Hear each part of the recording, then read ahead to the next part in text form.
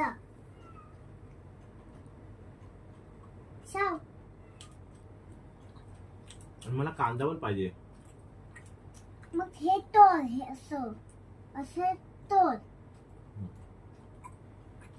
आणि याची साल काढतो. आता हे तोड, हे